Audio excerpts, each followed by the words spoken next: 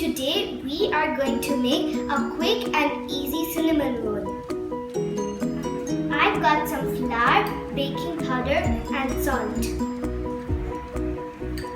Pour some milk and make it into a dough. Can I mix, please?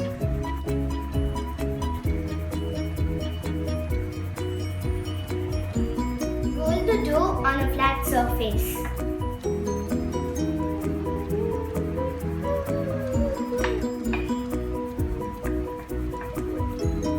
Sprinkle some cinnamon powder.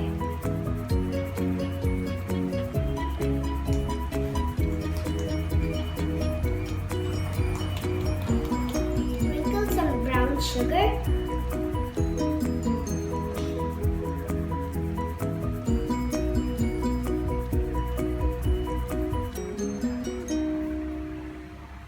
Tuck the sides a little bit.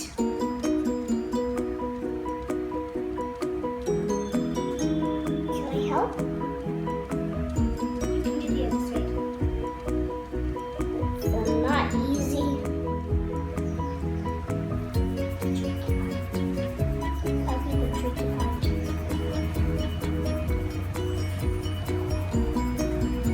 Make sure this brown powder doesn't get out.